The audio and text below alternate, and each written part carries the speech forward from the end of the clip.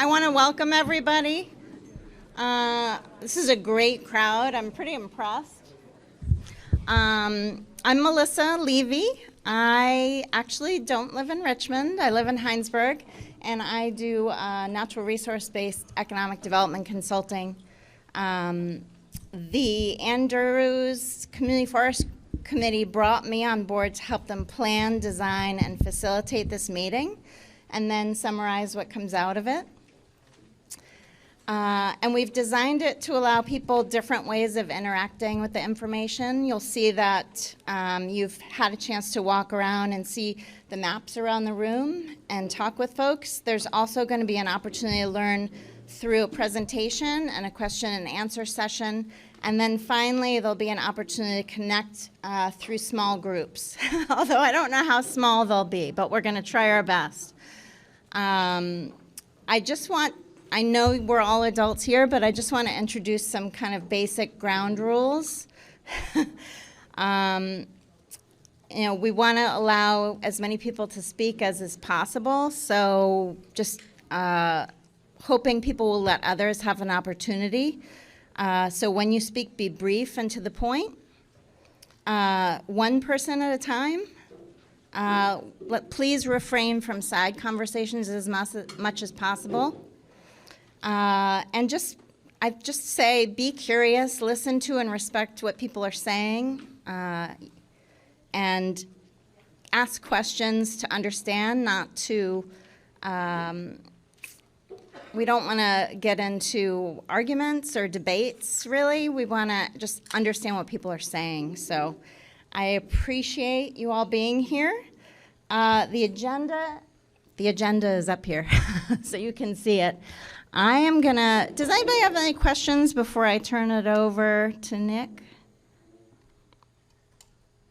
Okay, great. Nick, you ready? Hi, everybody. I'm Nick Nevrisky, a member of the ACF committee. I've been on the committee since 2020. We've got a bunch of other committee members in the room. If y'all could wave your hands or say hi or something just so people know who you are.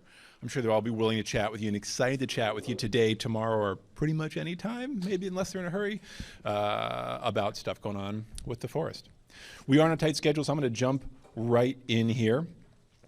I'm going to give us a little bit of a background. And the idea here is just so we all have a grounding in what's going on and what's happened so far, that we will be on a similar page as we have our discussion this evening. Some folks are more informed than others. We just want to make sure we all have the same level of understanding here. We're going to break this presentation into 3 sections. 1, what's happened so far. 2, what's happening now. And 3, what will happen in the future. So first, jumping right into that what's happened so far, we're going to look at a little history, some key objectives the committee has been tasked with managing the forest to, and some steps taken to implement requirements so far. First, here's a lengthy, admittedly text-heavy slide talking about the history of the ACF purchase and initial public engagement. We can see this went way back to 2018 when Richmond purchased the parcel with support from BLT, Richmond's Conservation Reserve Fund, U.S. Forest Service Community's Forest Program. Around the time of that purchase, there was a lot of public engagement that happened, including some public visioning at a meeting with about 80 attendees. January through March that year, there was an online survey. We got 317 responses, so a lot of feedback that went on. There were also stakeholder interviews with certain particular interest groups, particular user groups, about how to manage the forest. All of that stuff went into, here in July 2018, and September 2018, drafting a strategy workshop, and then a public meeting to develop the management plan. So all that stuff went into the management plan that was approved by the select board in 2018 and that the committee has been tasked with using to manage the forest, managing the forest to meet the requirements of that plan. So fast forward, the committee's doing work. We're now in 2020, where one of the management plan requirements was implementing some trails, and particularly not just implementing them in any old way, implementing them with support from a professional trail designer and a professional ecologist. So there, September to December 2020, we put out an RFP, a request for proposals. That RFP was reviewed by key members of the public. It was approved. We put it out. The folks we hired were Arrowwood Environmental and Sinuosity. We have an Arrowwood representative over here. Thank you very much. 2, in fact. And then those folks, the ecologists and trail designers, held a public walk in May 2021, walking people through. They gave a great presentation of the proposed design. Throughout all that, there's been public meetings, public comments, always welcome. We then had a series of public engagements for folks could submit structured comments on the trails. The committee received those, thought about it. We had a series of engagements, one-on-one with some folks. And every month, I think every month, there is a committee meeting that members of the public are always welcome to attend, and we do get plenty of attendees, and we have plenty of conversation there. So I wanted to ground us in this. The committee has heard from some people, we've done too much engagement. We need to build the trails. It's been too long. We've heard other folks, you haven't done enough engagement. Where's our chance to speak? So here are some things that the committee has done, right? This just grounds us in that as we all think about what public engagement has happened and maybe what we would prefer it to be. Looking at just one of the outputs from that initial public engagement, and this is just one small output, right? It was a giant report that we don't have time to go into right now, but is available on the website. This is one of the charts that one of the consultants who supported the town with that effort put together. Members of the community who attended those public engagement meetings rated the importance of different factors for the forest. And you can see recreation and natural resources and habitat are both really important. So as we're doing this work to manage the forest, we see there's a lot of community members who really want recreation. It's really important. And a lot of community members who really want natural resources and habitat to really be considered and treated as well. So these are the things we're managing for. We're going to look quickly at just some of the key objectives of the management plan related to the updates. Now, we are not going to look at every key objective in the whole management plan. It's simply too much. And this meeting is about the updates we're proposing to the management plan. So we're really going to zone in on the management objectives related to the sections that we are proposing updating. Not the whole plan, just those things. There are some page numbers here. You'll notice there's two. The one before the slash is in the original 2018 version of the plan, available on the website. The one before the slash, after the slash is the one available on the proposed revised plan, also available on the website. You can see these kind of cluster up top. We've got a bunch that relate to in various ways, natural resources, wildlife, water, etc. And then on the bottom, we've got some that relate to recreation. We're going to click through these quickly. Again, I'm not going to read them verbatim, but these are all available in the management plan.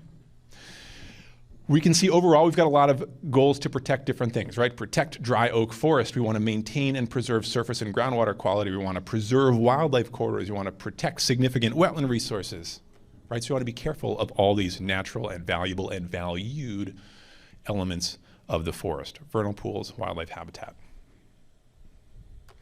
When it comes to the recreation, we've got some pretty specific things in here. We want to have I'll call out just a few specifically.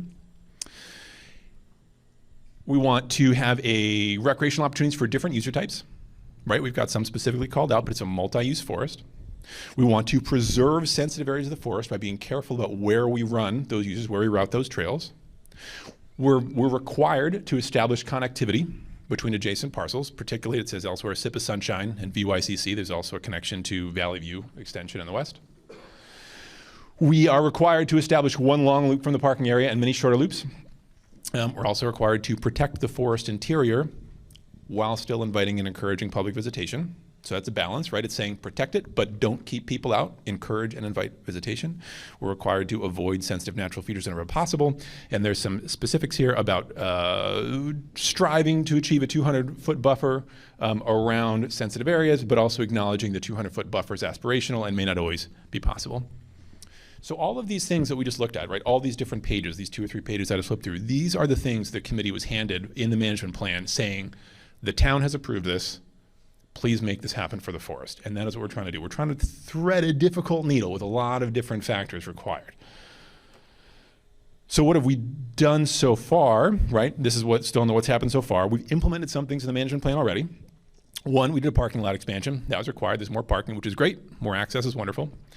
We did a timber harvest as per the forestry management plan, and that timber harvest was done with support from Chittenden County Forester Ethan Tapper, and that was a cool thing.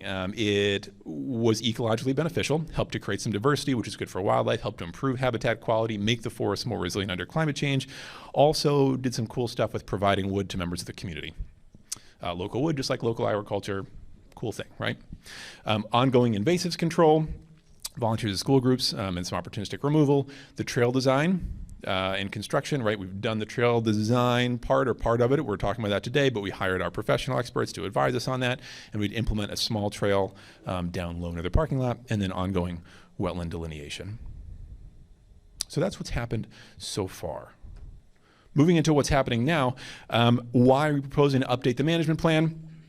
A few reasons. One, if this one up top, trails not appearing on the trail concept map, which we will look at shortly, shall not be approved for construction until ...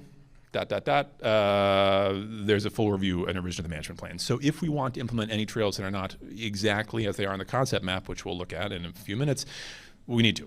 Right, it can't be done without a revision, which is what we're doing. We also want to make minor language adjustments to streamline and clarify the document. Those are things that have no real content bearing. It's just a big document, and we can condense it a little bit. We want to add an indigenous land use acknowledgement, traditional use rights. We'll talk about that. And we want to reflect plan implementation to date. In other words, the plan, it says in some cases the committee shall do this in the future. Well, we've already done it, right? We should update that language so it's no longer future tense. And the management plan itself says it's okay to make these changes, right? It says the management plan is intended to be a living and an evolving document. More frequent revisions may be necessary, especially in the early years of municipal ownership. So that's why we're proposing to update the management plan. Now, what parts will stay the same? Honestly, most of it. Most of it is not being touched in any meaningful way. Again, minus those changes I talked about, like grammar changes or streamlining a little bit. But in terms of content, most of it's really not going to change. The parts of it that are going to change in terms of content are Section 5.1, the Indigenous History, and Section 10, Recreation. Anything outside of those changes are really just about cleaning things up, making it a more accessible document. Okay, what parts would change? What parts are we proposing changing? That's what we're going to zoom in on today. First, Cecilia is going to talk a bit about the Indigenous Land Acknowledgement and related additions. Then we're going to talk about recreation and trails. So, Cecilia with the Indigenous Land Acknowledgement. Great, thank you, Nick. So I'm Cecilia Danks. I've been fortunate enough to be on the committee since the beginning, I think, or slightly before the beginning. And about a year and a half ago, Scott Silverstein here from Richmond Racial Equity, which is an organization here in town, and some others from that group approached the committee and asked about doing a land acknowledgement for the town forest. We thought that was a great idea, and we were all very lucky to have Richmond Racial Equity lead this effort to develop a land acknowledgement in a way that was consultative with local Abenaki people, as well as other resources and people in town. So as you can see there, we consulted Abenaki language and culture keepers, Indigenous authors who provided resources on this, looked at many local examples. We had chiefs from 2 different tribes attend AFC meetings. Vermont Land Trust, who has also been working with Indigenous folks, gave comments on our work, as well as other Richmond residents and ACFC members. And in January of 2022, we had a unanimous vote to support the following components that we're adding to the management plan. So we have a full land acknowledgement that's around page 5 or 6 of the revised plan, and it begins with what we're calling the short land management, short land acknowledgement that we could use on the kiosk and other things. And it says the Andrews Community Forest is located within Endakana, the unceded homeland of the Western Abenaki people, who have a unique connection to this land and who have been its traditional stewards for millennia.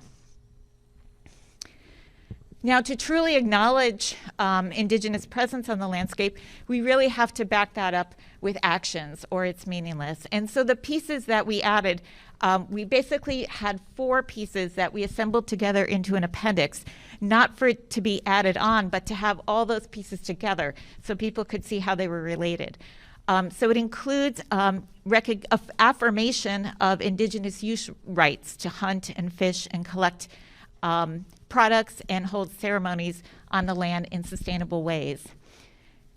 It seeks engagement of Abenaki people in stewardship of this forest by offering, if possible, a seat on our committee in the future, if people are willing and able to do that, and to consult with and compensate fairly Abenaki experts as we revise this plan in the future and undertake major management activities.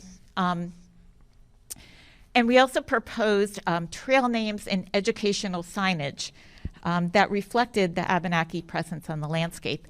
And this last piece is very important. because the Abenaki language is noted by the UN to be one of the most critically endangered in the world. And doing this helps sort of reverse the erasure of indigenous presence on the landscape.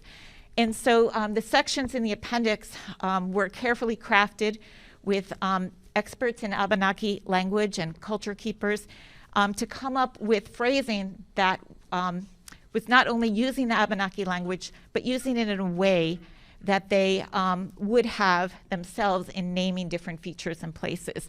Sort of the example of calling Mount Mansfield the Moosehead Mountain. We decided that using the Abenaki names for animals would be a really good way to name the trails that could appeal to children and educate all of us. We also updated the cultural history section to include some of the indigenous history, the species that were important that we should be considering as we manage the resource. And then we went throughout the entire plan, and it wasn't really reflected in everything Nick said, but if you look carefully through it, we've inserted the management objectives throughout the plan and the wording from the appendix that relate to the land acknowledgement. And that's that component. And if you have questions later, I have copies of the appendix. I'm happy to discuss it. Our other main section that would change would be about recreation and trails. And to go through quickly what those would be. One, language would change from aspirational to reflect the present state, right? We can't have trails in the ground. It doesn't make sense to have that on the ground while the plan says there are no trails in the ground.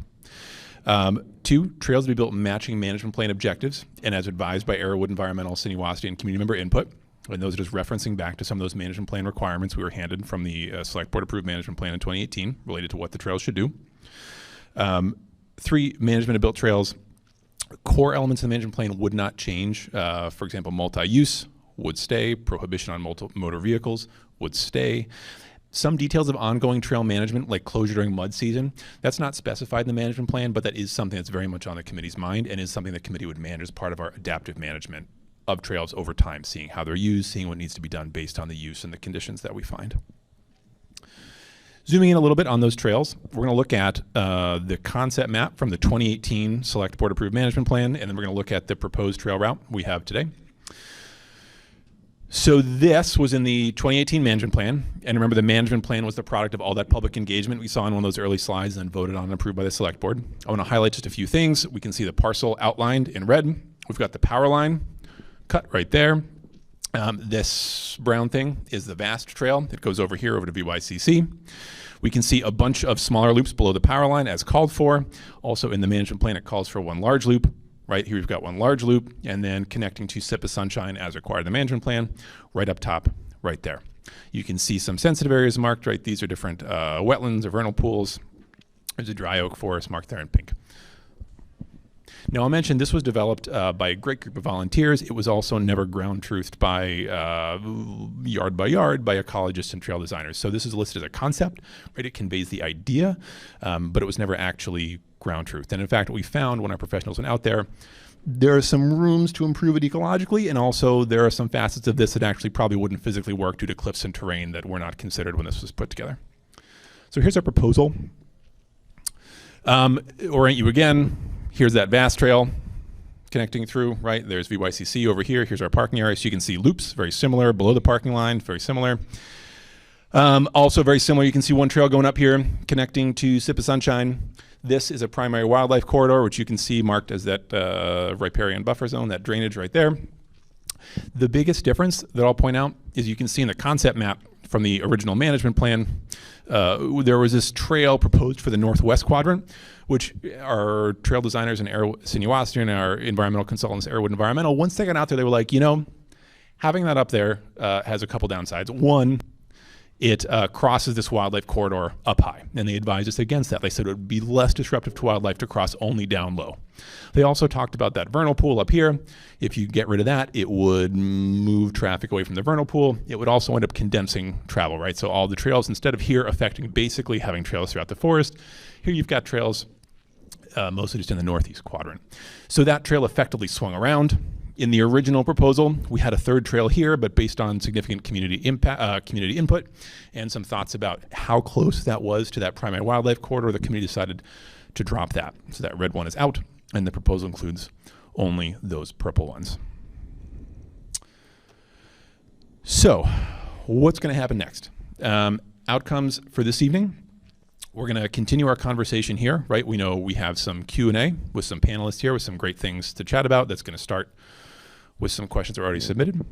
We're going to have some small group discussions. We'd love to hear from you as well. And then we're going to work with Melissa to analyze what we hear and consider further revisions are appropriate. And then we're going to, in the future, once we sort of consider that and what that means, we're going to finalize the proposed plan, confirm with VLT. It would ultimately go to the select board, and the select board would have the final approval or not. And they would do that with a public meeting. It would be publicly warned, and so of course everyone would be welcome to go to that, as they would, I think, any select board meeting, and share their thoughts. So that's our background. I'm going to stop right there, and we'll go to the next section of our evening.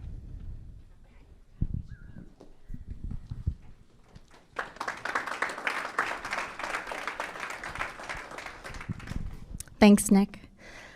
So we have questions that were asked. There was an opportunity for folks to ask questions ahead of time. And so we have some of those, we've kind of narrowed those down to about a dozen questions that we're going to start with. And then after that, we'll open it up. And then we'll move in, we'll take a little break, and we'll move into those small groups. So I'm gonna, because we have so many questions, and I do want to allow you guys to have an opportunity to ask questions too, we're gonna try to limit answers to 2 to 3 minutes. Just panelists, if you can work with me there. We have a timekeeper who's gonna maybe give you a signal if it's getting too long. Okay. So we're gonna start with the Indigenous acknowledgement and land use rights questions. This one's for Cecilia. Can you explain wheeled vehicle use as it relates to Indigenous people's ability to harvest plants and animals? Or whoever wants to answer it. Sure, I can take this one. Again, I'm Scott Silverstein, representing Richmond Racial Equity, the group that spearheaded putting land acknowledgement language into the forest management plan.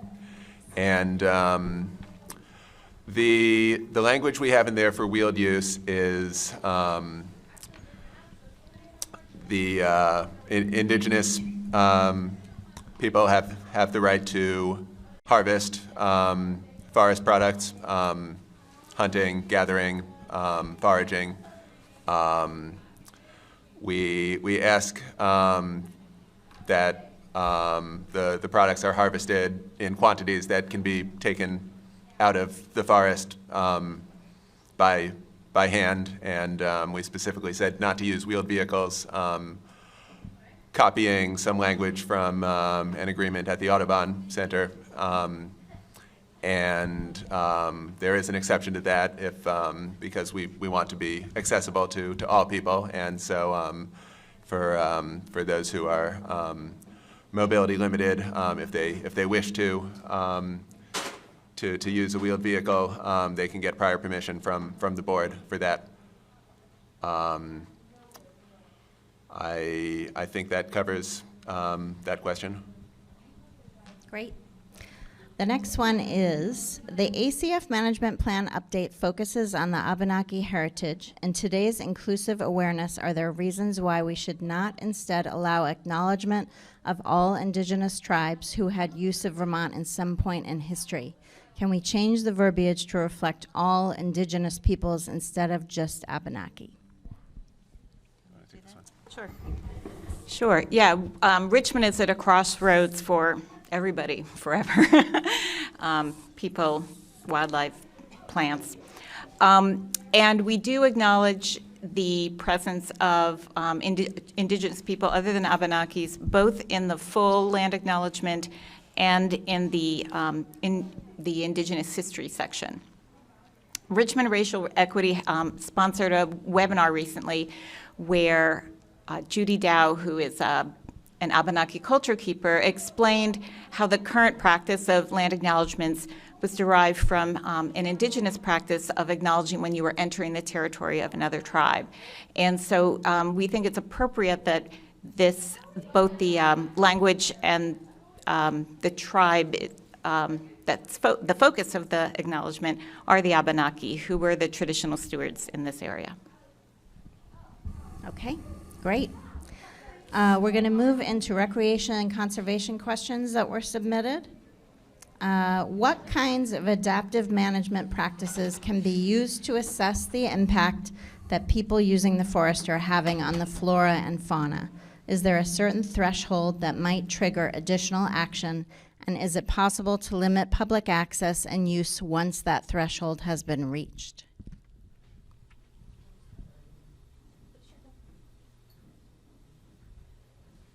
So when we were thinking about answers to this question, Dory with Arrowwood, we were focusing in on the monitoring would probably be for trail conditions. So probably committee members, assuming that you're not going to hire stewards, maybe you are, but you'd be looking for erosion, cutoffs, people not walking, on the designated trail, and like incision, which kind of falls in with erosion as well.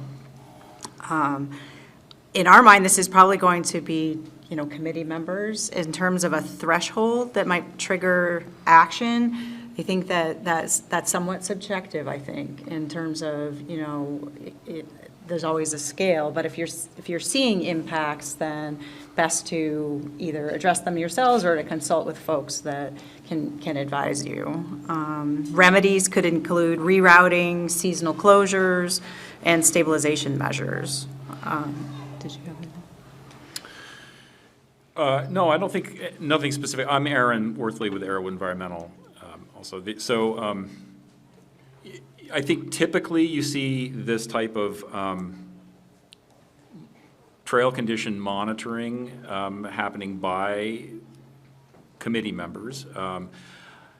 In addition to working with Arrowwood Environmental, I'm also the chair of the Community Forest Stewardship Committee in Huntington, so I have some experience kind of with the management concept here. And I mean, frankly, that's what we do there. It's considered a responsibility of the stewardship committee members to be on the ground in the forest and be familiar with the conditions of things and to keep track of those trail conditions and what might need to be improved or updated over time. And so I think that's the best we can hope for, is that educated people on the ground who care and keeping an eye on things, knowing what to look for. Maybe some training is in order, maybe some professional assistance when you don't have ready answers. Yeah, go ahead. Thanks. Yeah, I guess I also just want to chime in. Thank you very much for that response too. I'm Kate, and I think we should maybe, if we could go through and give introductions. Thanks. I also just want to say too that in addition to the sort of monitoring that Dory and Aaron are speaking of, one inherent to our management here is adaptive management. Adaptive management involves accounting for new information as you have it and folding that into your management plan. And so that's exactly the process that we're going through right here.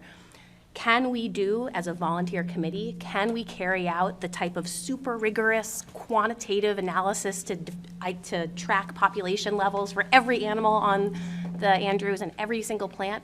No, that's just beyond the scope of a volunteer committee. So we will follow what is exactly as Dory and Aaron described, the kind of monitoring, and that will involve potentially engaging experts as needed into the future as well. But we're a volunteer committee, so my professional hat is doing the kind of rigorous monitoring and statistical analyses that would be required for this kind of threshold establishment, and that's just beyond the scope of a volunteer committee. So really good there. And yeah, let's do quick introductions before we move on to the other questions. Some of you have already spoken, but let's just go across and introduce ourselves. Dory Barton with Arrowwood Environmental. Yeah. Oh, you can't hear us. Sorry, Dory Barton with Arrowwood Environmental. And I'm Aaron Worthley, ecologist and GIS analyst with Arrowwood Environmental. I'm Rebecca Roman. My pronouns are she, her, and I am the Chittenden County Project Director for Vermont Land Trust. So I'm the person that will be reviewing the plan.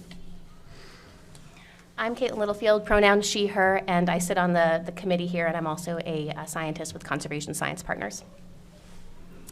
I'm Cecilia Danks, she, her, and I'm on the Andrews Committee. Scott Silverstein, he, him, Richmond Racial Equity. Pat Maynor, she, her, and I have no qualifications like all these people do, other than I've been on the Heinsberg Town Forest Committee since Moses was a baby. And I heard that I watched the recording. Andrea Shortsleeve from Vermont Fish and Wildlife said nice things about how we balance recreation and sustainability in our town forest. And I can't say we have it right, but we keep trying. Great. Thanks to all of you. The next question is, how does the committee go about allowing other forms of recreation? And would allowing other forms of recreation, snow machines, ATVs, wild harvesting, require another amendment to the management plan? I'm sure I can start. So I can just speak briefly to how that intersects with the conservation easement. The conservation easement restricts motorized and mechanized access on the property.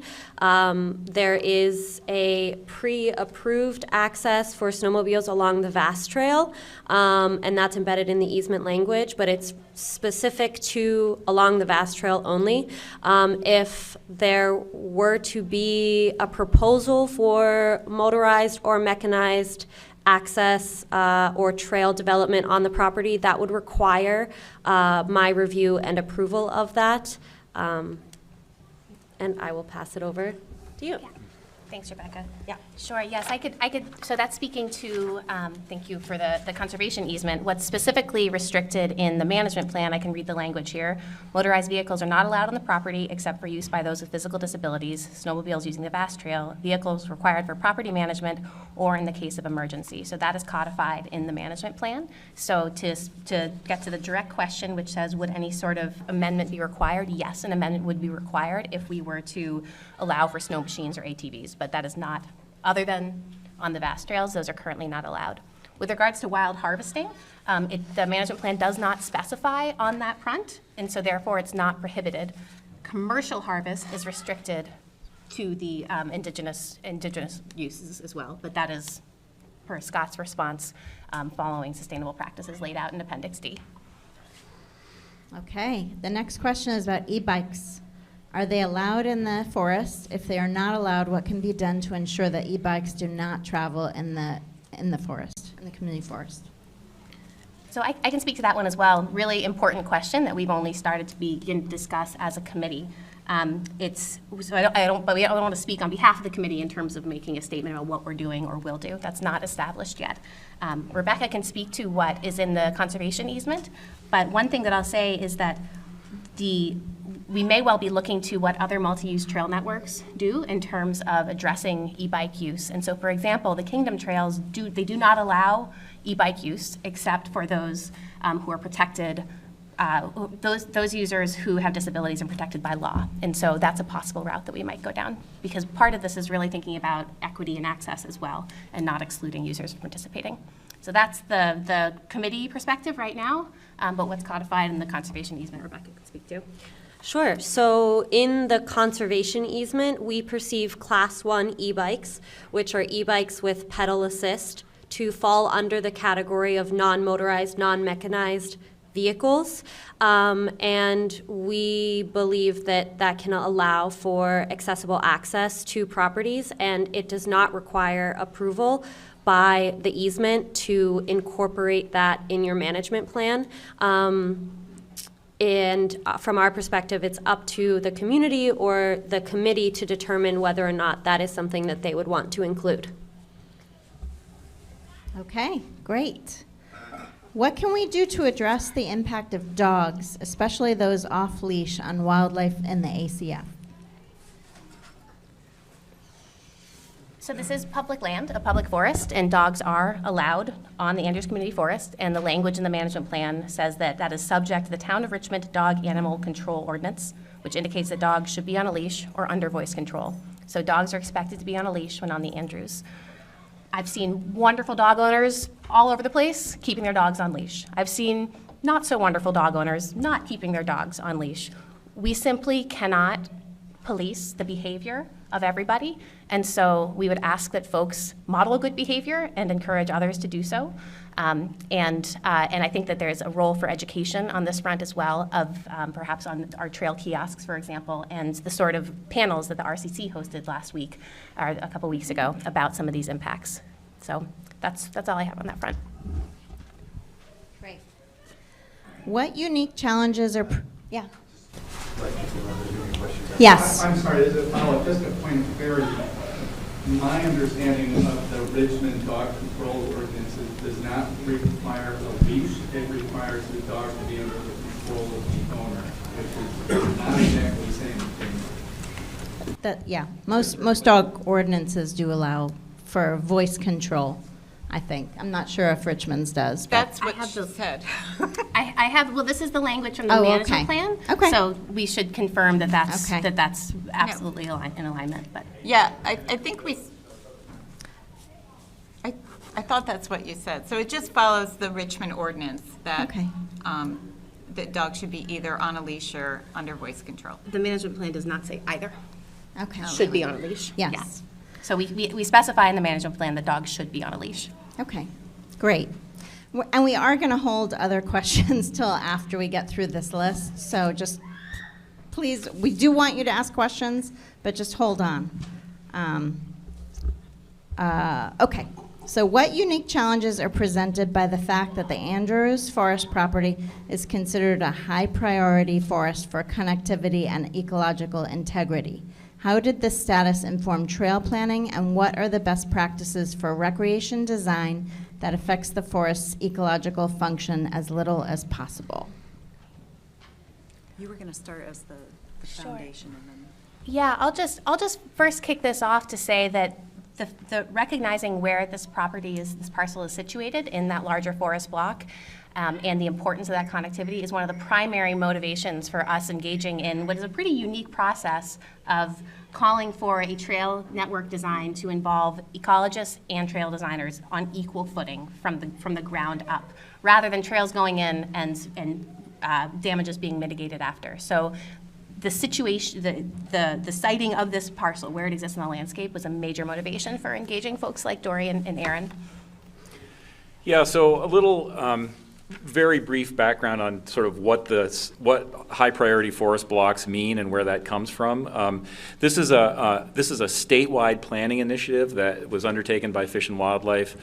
I think back around 2010, 2011, they first started the process of identifying forest blocks, and it was really in response to, kind of this residential and commercial fragmentation of large forested areas, and kind of the textbook case is the sort of the residential sprawl in Stowe, where lots of private roads winding up mountainsides with lots of scattered relatively large home development that's just taking up vast areas of what was undisturbed forest previously, or mostly undisturbed forest. This mapping project of forest blocks which later came to kind of come under this umbrella of Vermont Conservation Design, was done at a statewide scale using what I would say are relatively coarse inputs and somewhat inaccurate mapping, but that's not to say it's meaningless.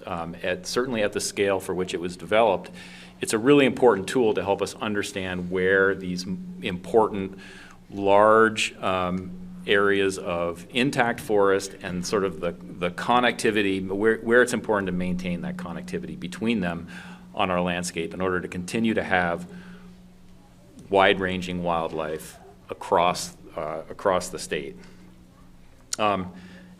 It's also important to note that trails, and in fact many roads, including trails that are used by motorized vehicles, are not considered fragmenting features in the development of forest blocks that the state has conducted. So there are certainly high priority forest blocks with far greater, I'm going to call it, trail impact currently as mapped than what this parcel would have. Some of, for example, the Mount Mansfield Toll Road is not a fragmenting feature in the Mount Mansfield, the huge Mount Mansfield forest block. Things like the Camel's Hump trails are not fragmenting features. The Perry Hill trails in Waterbury, which is kind of an extensive bike network. So these are just kind of some examples of some of those. When you think about the statewide mapping of these forest blocks, it doesn't consider these trails to be things that would break. It's really the large canopy openings and heavy disturbance like lights, sound, vehicles, residential development, that sort of thing. And so I would say that in many ways, the goals of the Vermont conservation design and what these habitat blocks were developed for has been met through the conservation of this parcel, in that it won't be developed for residential use. That being said, yeah. So I think it's also important that we evaluate habitat in terms of its larger context, its larger connectivity, and so that's certainly something that gets considered when we as ecologists look at what's happening on the ground at a particular in a particular parcel. Okay, great, thank you. Moving along, are ecological reviews required for logging in the ACF, and how is it similar or different from the ecological reviews required for implementing a trail plan? And this is, Caitlin, is this something you want to answer? Yeah, sure thing. I can speak to that. And I'll speak to that only because, unfortunately, Ian Tapper, our forester, our Chittenden County forester, who wrote the forestry management plan, tricky, we've got a couple documents here. He couldn't be here this evening. But he is an outstanding steward of this land and many other town forests around here, and is also the person responsible for ensuring that all forestry activities throughout Chittenden County follow these, which are the acceptable management practices established by the state of Vermont, designed to protect water quality and other features. So we really have an outstanding person developing and stewarding the forest management activities on this parcel. His forestry management plan, I'll call it that instead of forest management plan, was signed off on, and as is required by the conservation easement, to be signed off on by VLT. So that did happen. It was signed off on by Caitlin Cusack, who is another licensed forester with VLT, and she just so happens to have won one of the first ever Audubon endorsements for her approach to forestry management. So I can assure everybody here that the logging that was carried out and the forestry management plan in general, in really good hands. So, and I can speak to what happened there then too, so I'll just mention briefly that some of the management objectives associated with the forest management, the logging activities, are to improve habitat, to mitigate invasives and disease on the parcel, to enhance the resilience of the forest under climate change. So for example, promoting species that are better adapted to the warmer temperatures and precipitation variability coming down the pike, like white oak, which are great for wildlife, and creating some more openings for especially nesting birds as well. I will also say that the harvest looks messy initially to humans. It does, inherently. But that is part of the regeneration process of the forest, means that we are seeing other species emerge that were otherwise shaded out. For example, a lot of species like berries that are important for wildlife. And so that's one example of how it doesn't look great to us initially necessarily, but it's really quite important for a lot of wildlife. Also, the wood products, the modest volume of wood products that have come off of the forest so far have, as Nick already alluded to, gone to some bridge construction on the forest, and that the firewood went to Wood for Good, which is a local organization that helps get firewood into the hands of folks that, that need fuel assistance. And I'd say that I'll wrap up simply by saying that I think there's an important role for us recognizing that the use of local wood resources rather than importing wood from plantations in the South or the Pacific Northwest or tropical forests is something we should take a hard look at, and that we should start taking responsibility for some of our wood use. It's what our homes are made out of, what the cardboard Amazon box that many of you probably all received within the past week is made out of, and so and your wood stove as well. So I think taking some responsibility for our wood consumption is pretty important, and this forest can serve an important role in that. Great. Just briefly, I'll just say that, yeah, so, I mean, we definitely encourage ecological review or consideration in forest management, for sure. I think this property has some particular challenges that present an opportunity for the town to kind of rise above and beyond even just the acceptable management practices, and to try to be a real demonstration for how things can be done to the highest possible standards. Great. Thanks, Sarah. Thank you. What ongoing practices would be most effective to monitor and evaluate potential impacts of recreation on wildlife?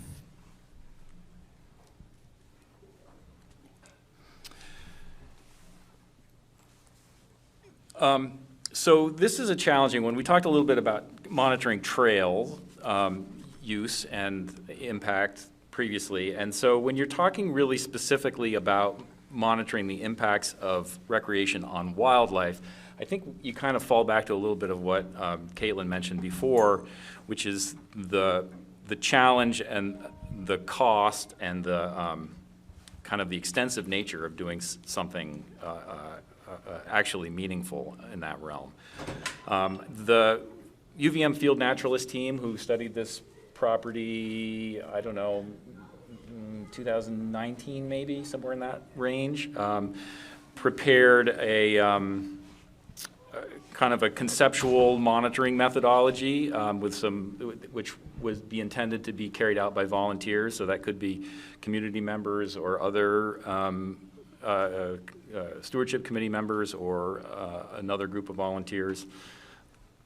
And I think these kinds of approaches, sort of volunteer monitoring, are good for trail condition monitoring that we mentioned before. And they're really good for building sort of enthusiasm and excitement about what's out there on the property, because it's, you know, it gets people engaged and on the land and looking for things and really seeing what's going on. But I'm not sure that it really gives you any actionable information about how things are changing or you know, being affected by the activity on the property. I think it's unlikely you could probably get a lot of actionable information out of any kind of a study out there, given the long history of human interaction on the land. That it's, you know, I think there's been a fair amount of wildlife adaptability already, and so it's, you know, I think it's a matter of degrees and kind of how much you would see in changes. Of course, that depends on the levels of uses also, but really a comprehensive monitoring effort that would, you know, really get at actionable and statistically significant information, I think would require probably a really rigorous study design, really long-term, heavily engaged monitoring, probably professional support, probably expensive equipment, and would probably be very costly.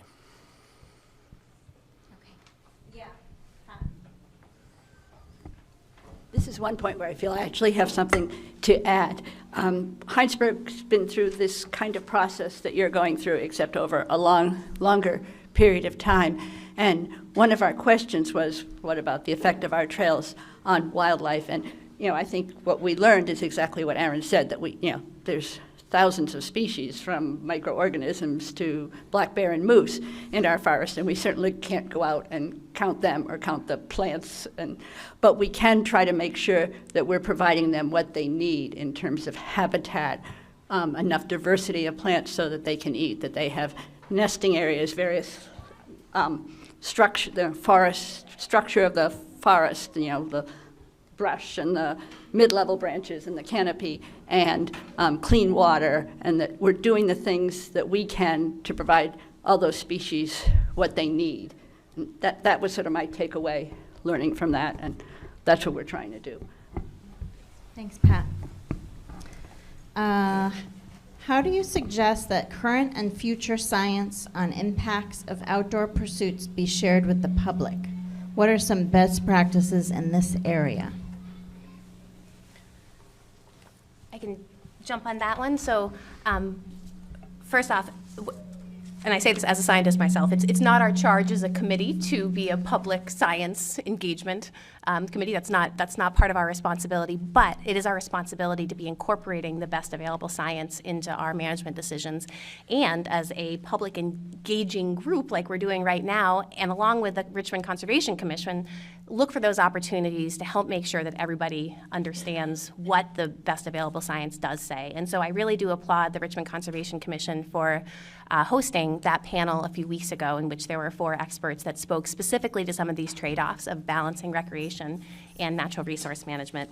One of the major lessons that came out of that is that the science is still emerging in terms of the impacts of human recreational use on plants and animals. And so that's still a growing field, and we don't have a clear understanding of how every single activity at different times of day, at different seasons, affects every individual of a given species or the entire population of species. What happens when you're looking beyond the trails, looking at the entire landscape? So again, it's still a growing science, and it is our responsibility to make sure we're keeping track of that. I think in that vein, though, one of the challenges when you still have an emerging body of science is that it's kind of easy to conflate the idea that there's no evidence of impact does not equal evidence of no impact. Does that make sense? We don't yet have the evidence yet in some of these cases. And so we're being as precautious as we can in designing this trail network to make sure that we are incorporating the science. Thanks to Dory and Aaron for doing so, but also acknowledging that we are designing a trail network reflecting the desires of the community. So I'll stop there. That's a meandering answer. Thanks. We're in the last few, so then you'll have an opportunity. We'll have to see what time it is then. There may be instances where the trail is located next to sensitive areas, and we know that trail users don't always stay on the trail. How can we design the trail so that trail users stay on the trail and don't impact areas outside of the trail corridor? I'll keep this brief. I think that the best strategies are to clearly demarcate the trail so people understand where the trail is, and to be, as the stewards of the trail network, to be on top of the trail conditions so that it's clear where folks need to go, and signage. I think those are effective ways to keep people where they're supposed to be. And I don't know if Pat has other thoughts about that from your personal experience. We have a local trails committee. We have a local trails committee in Heinsberg that maintains some of the trails in the Heinsberg Town Forest and La Platte Headwaters Town Forest, and Fellowship of the Wheel, the local VIMBA chapter for our area, does an amazing job of maintaining the trails. I think people go off trail when they're trying to avoid wet spots or mud, and they minimize. I mean, I don't think we can say there's no wet spots or mud ever on our trails. This is Vermont, but they really minimize it, and people tend to stay on the trail. We have some dry oak forest, but that's not really inviting because the leaves are so slippery. The oak leaves are slippery. And we do have a trail that goes probably 150 feet from a sometimes vernal pool. It doesn't fill up every year, but who's going to step off the trail into mud? That's not what people do. Yeah, I think the most important thing is having somebody designated to keep an eye on things. Hi, I'm Daniel. I'm just going to put on my VYCC hat for a second and just add to that. Those are all really great comments. And then just from our trail building perspective, a lot of what we do when we start to build a trail system is actually to brush in all the social trails. So as stewards, both as the committee of the forest, one of the things that we look to do is constantly like adaptively manage all those trails. And just because a trail's there, whether it's a social trail or it's one that was constructed a long time ago, doesn't mean it has to stay there. So that's always a possibility. Thanks. Okay. All right. The next one is, how do the proposed trails meet the easement's requirements for protecting sensitive natural areas and communities in the ACF? How do we reconcile building trails above 900 feet elevation when the Richmond Town Plan contains guidelines of no development over 900 feet elevation? And why do the proposed trails intersect with several rare natural communities when Richmond Town Plan calls for avoiding these specific communities? That's a lot, but you guys have it written down, right? Yeah, and I will just repeat the question that I will be responding to. So how do the proposed trails meet the easement's requirements for protecting sensitive natural areas and communities in the Andrews Community Forest? The proposed trail map is fine in our eyes. It balances the resources. It does not significantly impact any of the areas that we would be concerned with. And I can touch on why do the proposed trails intersect with several rare natural communities. Well, I can't say why, but I can say from the perspective of the easement, when we're looking at the secondary zone of the vernal pool, that area is most sensitive. Vernal pools are pools that exist in the springtime, mostly, when it's really wet, and little amphibians like to go there and reproduce and mate, and that's where their little babies stay. So ideally, those trails would not be accessible during mud season when the wildlife are using those areas.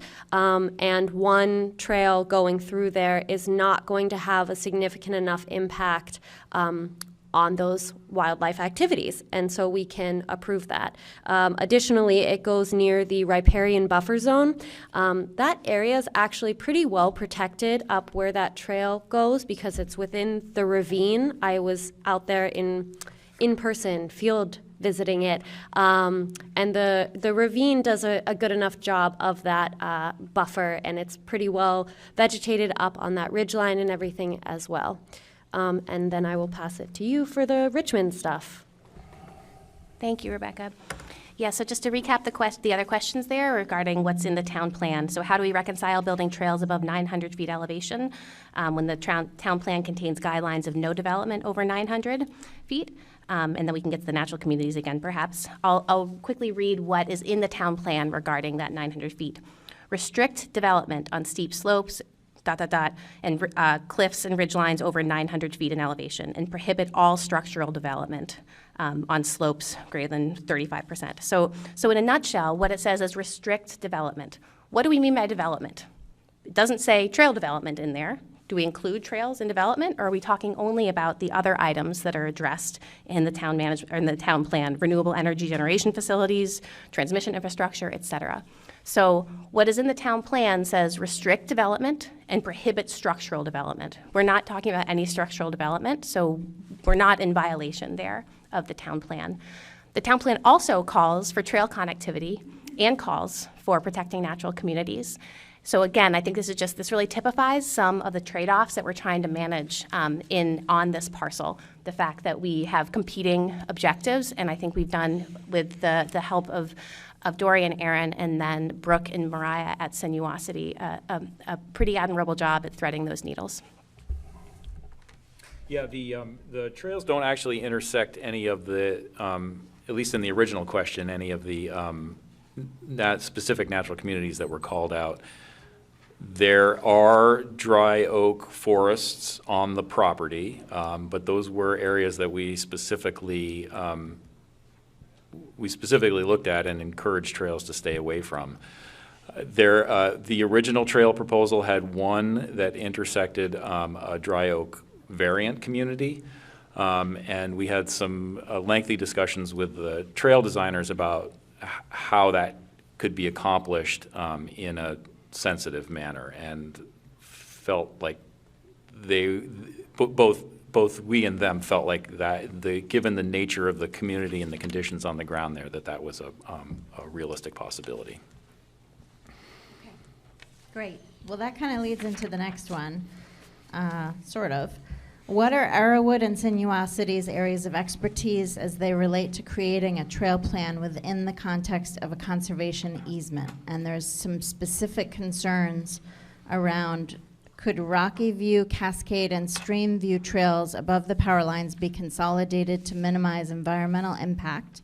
Could roadside trail be removed because it parallels the access road and is within 20 feet of a wetland? And what alternatives to a trail connecting the ACF to Sip of Sunshine might be considered to reduce impact on sensitive upland habitat? That's a mouthful, but. We could have started here. So Arrowwood Environmental is a Vermont-based consulting firm.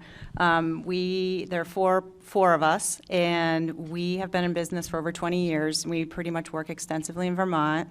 We work with public and private entities, and we do natural resource assessments on parcels, on private public property, town-wide assessments, and I guess what was tagged in here is how does our experience relate to properties with conservation easements? We've done a lot of work on other VLT properties with conservation easements, and really working with the conservation easement is understanding the restrictions that are laid out in there in terms of what natural resources need to be identified, and then what sort of prohibitions or recommendations would be appropriate to protect those. So that's us. We're the ecological consulting firm. We don't have anyone here from Sinuosity tonight, but they are the trail builders, and they have a lot of experience working around in Vermont as well. I'm not sure they have 20 years behind them, but they look younger than that. But they do seem quite experienced at the job that they do. Yeah, I do regret we don't have somebody from Sinuosity here tonight, but I will just say that I think there's a perception by some in the community that Sinuosity exclusively builds, thrill-seeking mountain biking trails and mountain biking parks, but no, they really do address the trail design objectives for a range of users, and so they're not simply mountain bike park trail designers. I just really want to set the record straight on that one. I guess we didn't really address that embedded question. Yeah, there's a lot there. Well, I think I can simply answer that. From an ecological perspective, I think it's easier for us as the ecologists to look and say, yeah, take that out, that'd be great. But we're not the actual trail designers on this team, and we came to know through our process with Sinuosity that there's actually a lot that goes into figuring out where a trail should be located. And so I don't think that even if they were here, they would say, yeah, we can get rid of that trail if you don't like it. Because I think there's it's kind of a web. And so if you pull out a piece of the web, how does that affect the user experience? And, does that render the network, not an enjoyable experience, which is part of recreation? So I don't think there's an easy answer to that question. Thanks. That's great. Can I add one thing? Yeah, absolutely. Just building off of what Dory just shared there, that one center thing to consider as part of this that the easement calls out is a balance of both recreation and natural area protection. And public access is center to the easement in addition to the other conservation values that are highlighted. So I just want to, since Sinuosity isn't here, I want to give voice to the fact that both of those are prioritized within the conservation easement itself, not only the management plan that you all listed earlier with the priorities, but in the conservation easement. Great. Thank you. Last question, then we'll open it up. How does this trail plan or amendments to this trail plan minimize the environmental impact specifically in the northeast quadrant of the forest? Would it be possible and desirable to concentrate trails below the power lines, which would minimize impacts and potentially make trail construction easier? Does the ACF management plan designate permanent trail-free areas?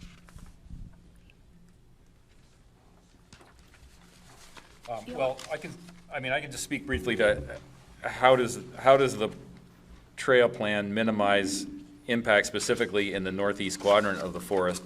The goal of the project we embarked on wasn't specifically to minimize impact in any one particular part of the forest, but it was to understand what's going on holistically at a large scale, what's going on at a micro scale at, specific places where trails might be located, and to make sure that we're avoiding significant impacts to any of those things. In that light, we strongly discouraged trail presence on both sides of that central ravine in kind of the northern portion. I don't really know where you draw the line between what's the northeast and what's the northwest quadrants, but the original, that original plan that was shown on the screen in the beginning had, from the original management plan, had trails on that loop, and the original drafts that Sinuosity developed had some similar, and in fact, perhaps even more concentration of trails on that side of the ravine. And as we kind of dove into the ecological significance of that area, we felt like getting the trails on one side and not straddling it and not crossing it multiple times was going to be a really important endeavor. And in fact, we felt like getting it to the eastern side was the better option. There's some more significant, more sensitive features on the western side that we felt were more susceptible to disturbance and impact, and it would be a more sensitive trail network to keep it to the east. And I'll just add, everyone needs to remember that part of what we were charged to do was to connect to Sip of Sunshine. So there was no discussion about not having trails above the power line. There was no discussion because one of the parameters we were given was to connect. And so that played a pretty large role in the discussions with Sinuosity, and what, our evaluation kept that, true. It just wasn't an option to eliminate that. Yeah, thanks, Doris. That was an option per the parameters of the agreement we have with them all, and it's also something that's stipulated in the management plan, and indeed the town plan also does call for trail network connectivity, and so that was pretty key to this. I'll speak to the final part of this question, which is, does the ACF management plan designate permanent trail-free areas? And this is a great thing for us to discuss. We were really intentional in the language that we included in the revision to the management plan because we want to honor the decisions made in the past. We want to honor the decisions made in the future. We are a transient committee, so we don't want to hamstring anybody in the future. And so the language that we included is the following. It is the ACFC's intention that the trail design map, so what we're presenting here today, represents an enduring, sustainable trail network that will not be expanded to protect not only the natural resources within the ACF, but also to honor the desires of the Andrews family and community intent captured in the original management plan.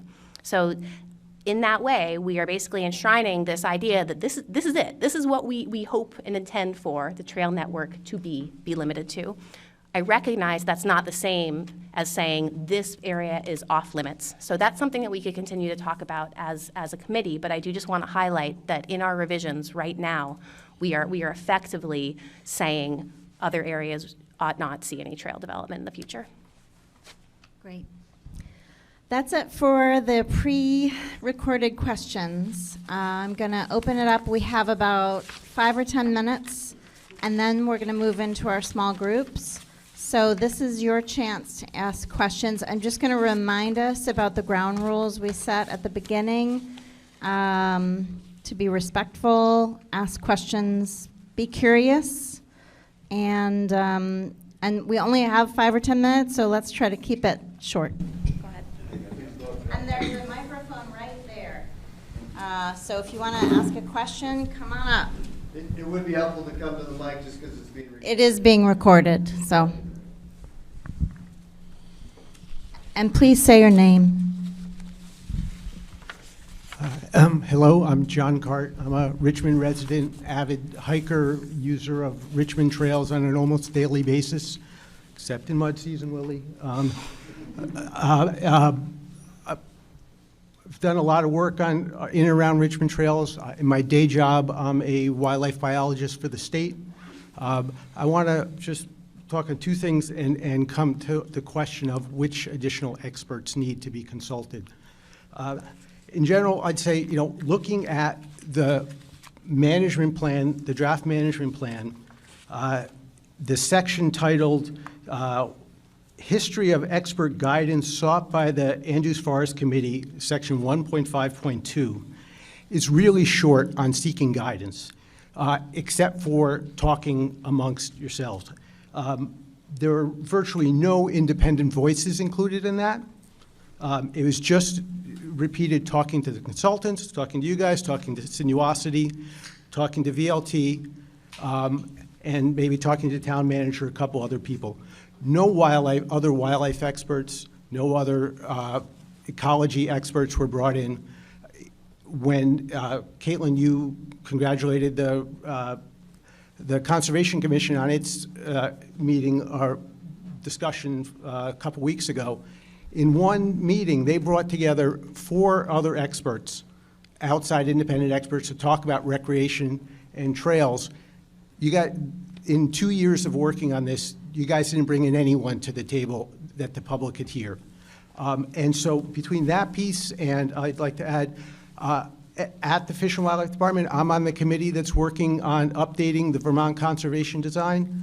While the original version was kind of coarse, Aaron, the new version, we're using LiDAR, sub-meter accuracy. The importance of the Andrews Forest and the Chittenden Uplands is anything but diminished. And at the same time, the Fish and Wildlife Department and Parks and Recreation Department put out a report, a survey of impacts on wildlife from trails, and it is, the research is showing it's significant. So my question is, which other experts could be brought to the table, ideally some with wildlife expertise, to help inform this and provide a deeper, richer, either substantiation for the current plan or to help you improve the plan? Thanks, John. Yes, I can speak to that. I will say, and I need to look back at that language to make sure that Nick Fortin, the deer biologist with Fish and Wildlife, is included. Okay, thank you. Thank you, John. And so we were lucky to have Sue Morse join us for a meeting, and she submitted a letter regarding her thoughts on the trails and trail development on ACFC. She knows that land very, very well. We had already engaged at that point our professional ecologists here. We passed on that letter to Aaron and Dory. So we incorporated that information as it came. And we also, in the leading up to what we learned of as being the RCC's panel, we had been talking about what it looks like to bring experts into this kind of public forum to speak to the impacts of recreation on the Andrews. And we decided to rely on the RCC's panel for carrying out that kind of public education. So, yeah, John, I know that you're still shaking your head and you continue to be disappointed in the degree to which we've engaged others. We're a volunteer committee and trying our darndest. I can just add to that for the county perspective, since I review a lot of town forest management plans. You all have done an extensive consultation with outside resources. Most towns don't have the financial resources to employ the level of expertise and consultation that you all have. And that's not to say that John's opinion is invalid, just from the context of the Chittenden County and the many management plans that I review. Most folks don't have the privilege and opportunity to get the many voices of input that you all did have. So I wouldn't negate all of the really incredible resources that you received. Okay, other questions? Yep, there's a mic right up here.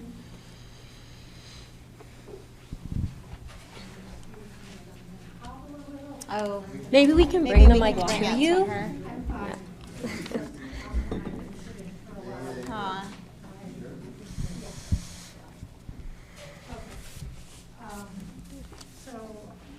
My name is Betsy Hardy. I do have a question kind of at the end of it.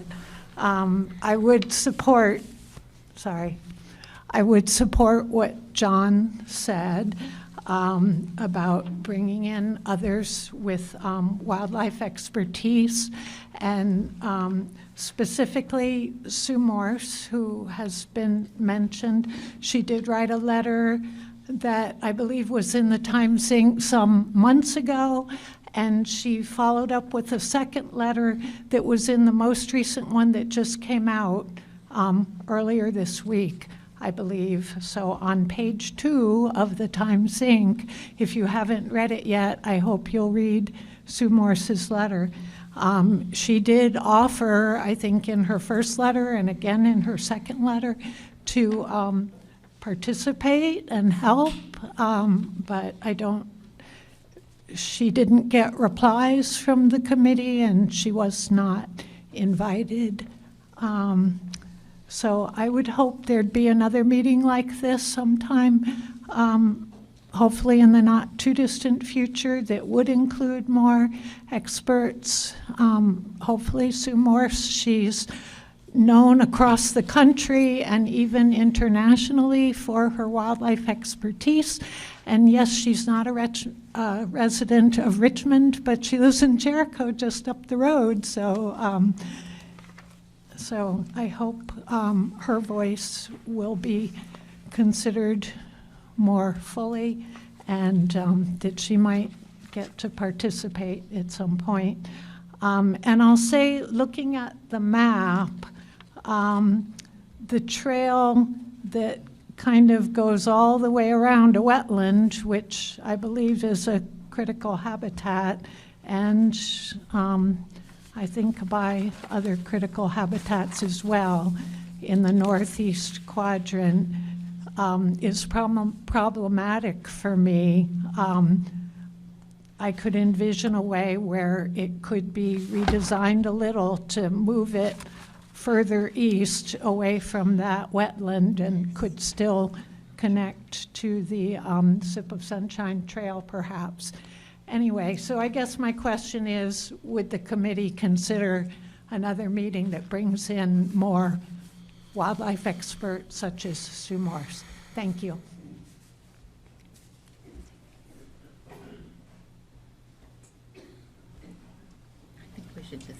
I'm Hans Bueller. I'm a Williston resident. Oh, wait, I'm sorry. You didn't answer the question. I'm totally spaced out. I'll come back. So I just wanted to thank you for those comments, and we'll definitely take that into consideration, the idea of an additional meeting when we hear what's going on here today. I'm just wondering, Melissa, because it took us so long to get to the point where people can give us input, can we extend the public comment period a little bit, or even a little more than that, and then have. So you should know that the small group is to be able to collect even more input and comments and questions and getting them written down. So this is not the only time to contribute, but it would be great if we could take this a little bit longer. I think that's fine. Thanks. And maybe we should hand out those. I wonder if we should hand those out just so people can start, in case we don't get to the small groups. Yeah, because there'll be the opportunity to talk in the small groups and to write down some comments. Yeah. We just want to make sure everybody gets a chance. And right. Of course, we'll evaluate if we need an additional meeting. Yes. Oh, right. Yeah, so what's being handed out are what we will use in the small groups, but if you want to get a head start, it's just some questions about, your thoughts about the management plan revisions and anything that you're suggesting be changed. So, I encourage you to think about filling that out, whether or not you stay for the small groups. I hope you will. We're going to have a little less time for the small groups, but I think that's okay. So that's why I'm asking them to hand them out, is just so you have a little bit of a head start. Okay, the gentleman from Williston, go ahead. Melissa, can we I feel like Betsy's question wasn't fully, I'm sorry, you're Betsy, thank you for your thoughts. I do just want to address one of the suggestions you had about potentially shifting the trail in the northeast around, given that there are, yes, some map wetland areas. There's also some really steep terrain there too. And so this is just one of those instances of having to manage some of the trade-offs of what the terrain presents us with, and also looking to areas where there are already existing impacts, for example, existing skid trails. And I can't speak to exactly where some of those were, but I know that did go into some of the decision-making, especially in that northeast quadrant. And thank you again for bringing up Sue Morse. I know I saw her letter as well, and you said she didn't get an invitation. The invitation is open to everybody, absolutely. And I understand that some folks would have preferred that we engaged her more deeply. Having already engaged several professional ecologists, we are honoring that relationship, and like I said, passed on input from Sue into that decision to them as well. But understood that folks feel that way, that we should have more directly involved a wildlife biologist from the get-go.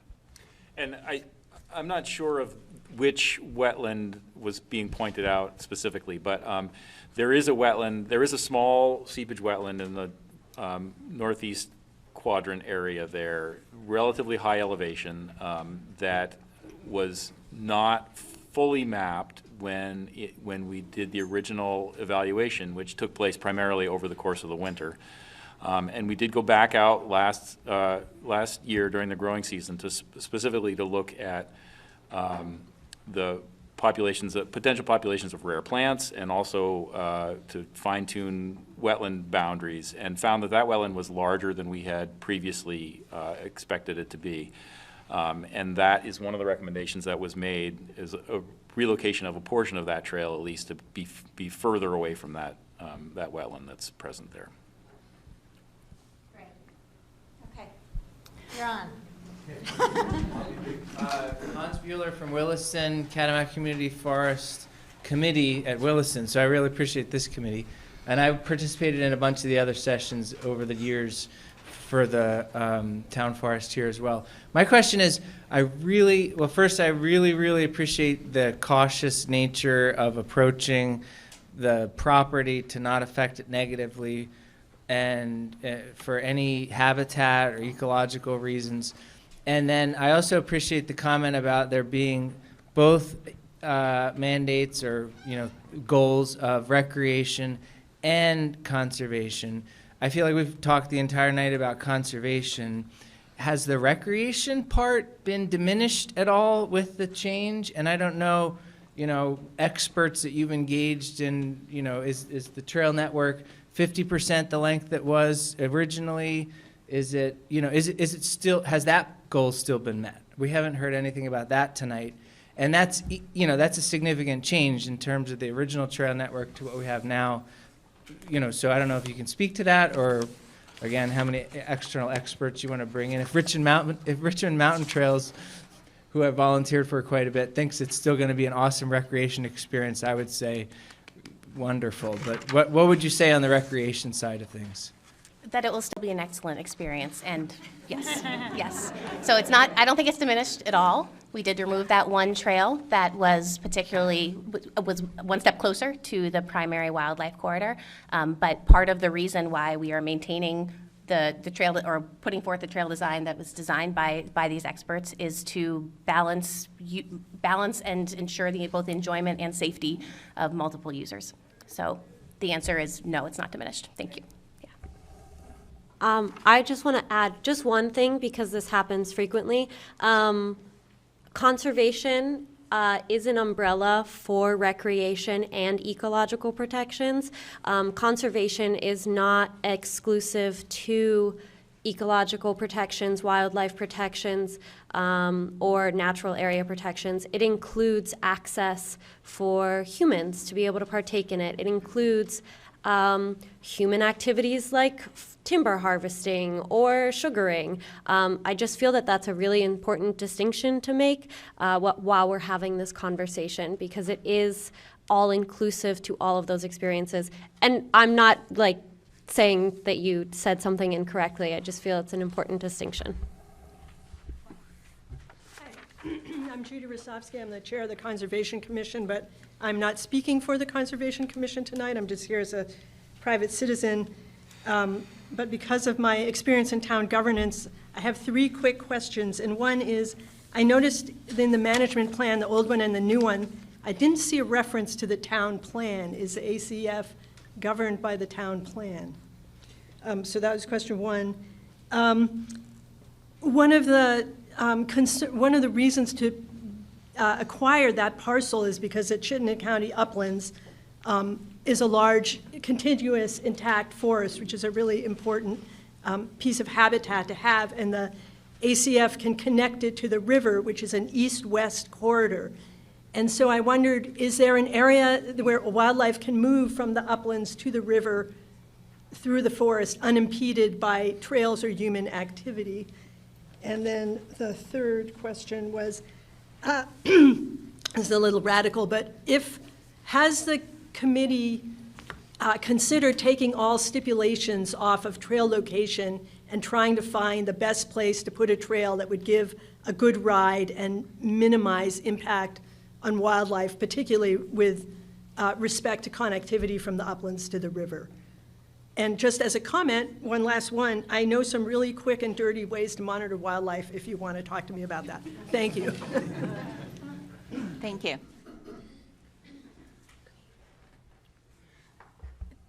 I can speak to a couple of those. Thank you, Judy. Yes, we see the management plan as being governed by the town plan, which again does include several different objectives like trail connectivity and protection of key habitat as well. So yes, but good point. If that's not, that might be an oversight that we should revisit if it's not expressly included in the revised plan. I tried to capture all your questions here. In terms of larger connectivity, one of the, as to whether or not, say, a critter could go from the very northern, that very tip, all the way down to the Winooski River without hitting a trail. Well, right now there's the Bass Trail. So yes, in terms of the trails that we are talking about here today, they could. I mean, there's a whole, Route 2, 89, that kind of stuff that we got to deal with. But a critter could. Yes, okay, yeah. But the only one right now is the Bass Trail. Now, the management plan does call for connectivity ultimately to VYCC, and even though the Bass Trail is not something that we are currently thinking about in this trail design process presently, we feel as a committee member, as a committee, that it's our responsibility to steward that as well if we are ultimately going to connect to VYCC. So, pardon me, that was a little convoluted. So, right now, yes, except for the Bass Trail. And I didn't fully understand when you said consider taking off all stipulations to the trails. Do you mean like large loop, that kind of thing? I guess I'm speaking in reference to the Northeast Quadrant trails, which I feel are the poor place for trails. It seemed like the report mentioned possibility of erosion and the steeps. Instead of the one trail, there are now 3. So if you took, if you just looked at the property for the best place to put a trail with minimal wildlife impact and best ride, where would that be? I just wondered if theoretically you would consider that.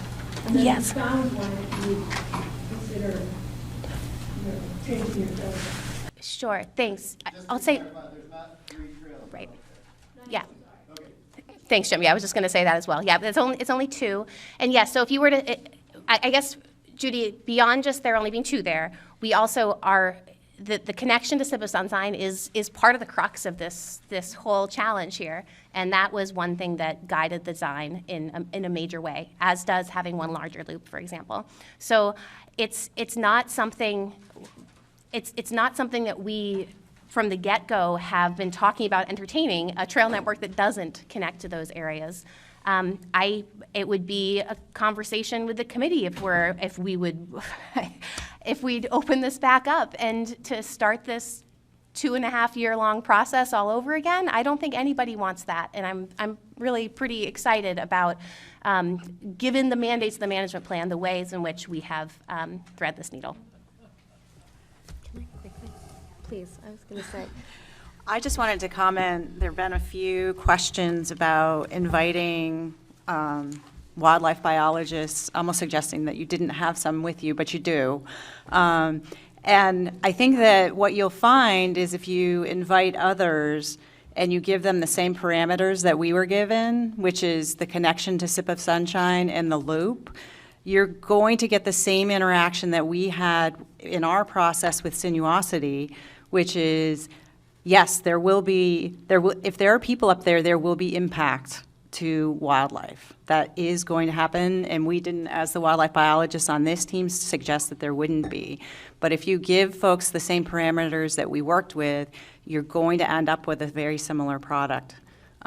If you change those parameters, as was just suggested, you would get a different product from us as well.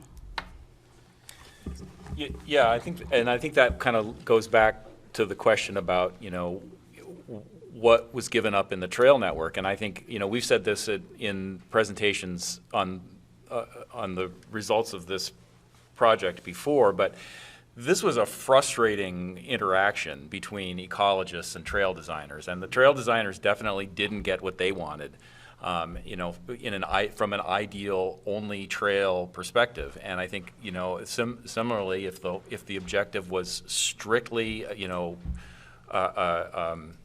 habitat preservation, hands off, no people, you can't say we're getting that either. And that was kind of it was designed to have friction, and that's kind of what drove the decision making, and it wasn't easy. And I think as reflected in the larger community discussion, it's not an easy thing. So. Great. Any last? Okay. Yeah. So just 1 second. I don't think we're going to get to our small groups, and I think that's okay. I think this is good to have this discussion as a whole, but I would encourage you to fill out those forms, because those forms are what's going to come back, and I'm going to try to make sense of them and deliver them to the committee. So it's really important for you to fill those out. Go ahead. There's more forms up on this table. There's pens on some of the tables, so if you're not at one that has pens and gravel, this is your opportunity to do this. Please, if you take a couple minutes before you leave, raise your hand if you don't know. Hi, I'm Guy Robertson, Richmond resident. I've been a practicing scientist for 30, 40 years. Got to get on the mic. And with all due respect to John, I would really caution us from going on and on looking for additional scientists to weigh in on this, because at some point we're going to find out that not all scientists feel the same way. They all have their own personal viewpoints. And if we're going to wait until we find a scientist who agrees with our own personal viewpoint, we're going to find that we're going to continue down a road of never finding consensus on this topic. And I think what we've done, what we set out to do, and I have to say that was the original chair of the steering committee for the draft forest management plan, and we thought we were making incredible headway by setting out a precedent where we had ecologists working with trail designers to actually look at an ideal trail that would be great for bikers and a recreational experience, and then match it with a set of ecologists who could identify sensitive areas and move that trail away from those sensitive areas so that we could reach a compromise. And there is no perfect ideal solution here. And I would also ask, what is the risk of not allowing the public to get into these forests and see what they have to offer? We have sensitive areas abundance, but we also have a large population of people who don't appreciate what we have out there, and they will never appreciate it if they can't get out there and see it. And that is a huge risk that we've run. If we don't have people appreciating what's out there, and being able to understand what we have, the wealth that we have, then I think we have as equal a risk to actually impacting the wildlife that we have out there as well. And actually, one final point, having read a large amount of wildlife, of the scientific literature, what I've seen is a lot of discord and a lot of learning that's happening as I read the different articles from different people. And what I see over and over again is people making substitutions for a trail and saying, well, we couldn't find data for that animal, so we substituted information for a road or for a motorcycle trail, and we use that instead. And so the scientific literature is riddled with inaccuracies and bloated claims about impacts on wildlife. The other thing that I've seen in the scientific literature is over and over again, they compare established trails to new trails, and they say, what's the impact? Let's look at how far the wildlife runs away, and we'll see what that does. And sure enough, you find that on a new trail, the wildlife runs away further. Not surprising, because they've been surprised. But the premise of those studies is that the established trails, actually, the wildlife is tolerant. Wildlife can adapt, apparently, and that seems to be a pretty common theme in a lot of these scientific articles. But what it's used to say instead is wildlife will be scared away. But in fact, actually, wildlife will be scared away if they're surprised by things, but they also there seems to be consensus that wildlife will also adapt. So I'll leave you with that. Thank you, Guy. I think that there's not a huge amount of consensus surrounding some of that literature on wildlife impacts, like I alluded to earlier, and I think it's still a growing field. And again, we need to not conflate the absence of evidence for evidence of no impact. So thanks for your comments. I do just think that's important to acknowledge that this is still a growing field. But I will comment on one thing that you said about the what do we risk? You asked that question. What do we risk if we don't have people out there? And I think one other risk that I've been thinking about is and you spoke to how protracted this has been as well. I'm concerned about what we're risking in terms of protecting more land. So if we have this kind of ongoing, protracted, and really important questions in these kind of conversations, absolutely. But if we keep drawing this kind of process out, and we've seen some discord in the community related to it already, what happens the next time a potential parcel comes available and there's just a bad taste in folks' mouth from some of the divisiveness that has arisen from this? And so I fear that there will be less community acceptance to actually purchase a parcel and bring it into being a community forest. And so I think that is a risk that I'm concerned about, and that I ask that we all try to be as respectful and moving forward and try to resolve some of these challenges so that we can continue to protect as much forest as possible. Let Yeah, this gentleman. We're running up to our ending time, so we have about 5 minutes left, and I want to let the committee take a couple. Oh, one other thing. I guess there was some concern about handwriting, and I've been made aware that there'll be a link on the Spelling counts. Yeah, spelling doesn't count. But if I can't read your handwriting, then I can't integrate your comments. So the committee will make a link on the website so you can fill it out digitally. Yes? Okay, go ahead. Hi, I'm Richard Donovan. I'm a resident of Jericho, but have been in the community here for a long time, working and living as well. First, a comment is that if people are suggesting that there's some gaps in expertise, I just be specific about those areas of biology or wildlife that you really think where the gaps are, and get that to the committee so that they can work with that. Wildlife management and biology is a big field with a lot of specialization, and it sounds like there's actually been a lot of thinking already, but I think it's really important to be specific about the suggestions and where there are gaps perceived. My question is, maybe I'm being dense, I'm trying to understand where there will be pedestrian walking and traffic versus, for example, biking or other types of recreation in the forest. when is the trail network basically an open season for anything that's a permitted use on those trails? Yes. So They're there's multi-use trails. there's no restricted area for where it's just pedestrian only. That's right. So No, there was never any trail that was pedestrian only. They've always been designed to be multi-use. I don't know where that comment came okay, so what that means is it's open season for both pedestrian and biking and anything else on those. Yeah, and on they those were trails. designed with that intention that they be multi-use trails. Yes, they were. If you read our report, though, Sinuosity made some comments and suggested that some of the trails may be preferred for pedestrian use, and that could be what this discussion is about. And the trail that was removed was not the pedestrian maybe preferred trail.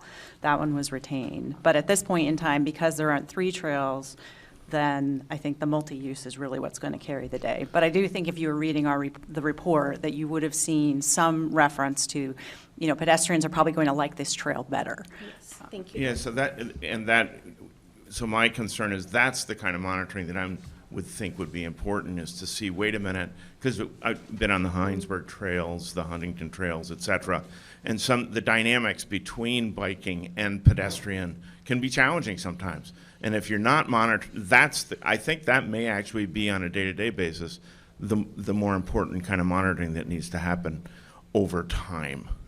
And I'm not saying who's going to do that, but trying to figure that out. I'll stop there. Thank you. Thank you. Just for what it's worth, I have heard of one pedestrian horseback riding conflict in the Heinsberg Town Forest in all the years I've been on the committee since the early 80s. And I have heard of a couple of dog versus people who don't like dogs conflicts.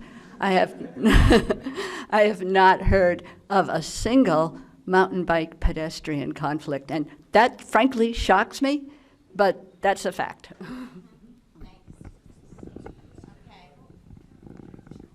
I think one more question, and then I need to release you. So, and we'll go back to next steps, but go ahead. My name's Chi Barrett, and I am a Richmond resident. My question is, what happens during hunting season with those trails? Will you post for people to stay off the trails? Yeah, that was a big topic of conversation in the first management plan, and the decision after extensive input is definitely to put up signage to make people aware that it's hunting season, but that we would not restrict access during hunting season. Thank you, Chi-Chi, for that question. And I do think that one of the next steps as we lay out this trail design and move forward with accepting the trail design, one of the crucial next steps the committee will take is thinking about trail closures. So during mud season, maybe during deer wintering, maybe during breeding bird seasons, we need to think that's part of the next step that we'll be addressing. Right now, we're just kind of laying out the footprint. So this isn't the end of it. I'll just say that.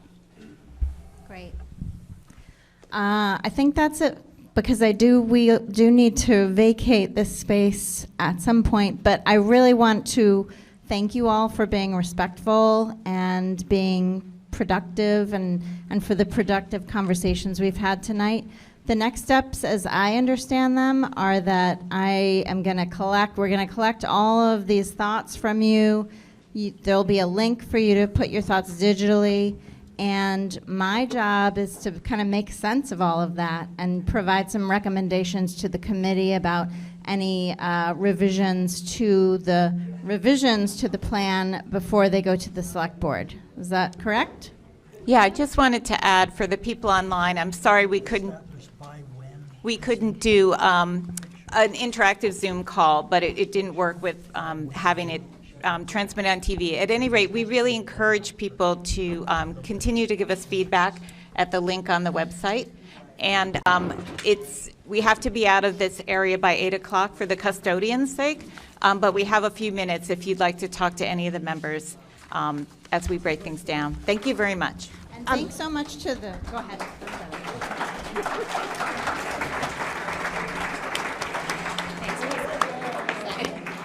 I just want to clarify that when that link closes, do we know that? No. At least a week, I would say. We talked about it being a week. Yes. Okay. The link's not up yet, but it will be, and we're expecting it'll be open at least a week. And we want to thank Melissa as well. Thank you, Melissa. Thank you so much for the panelists, too. Comments need to be in a week, 1 week.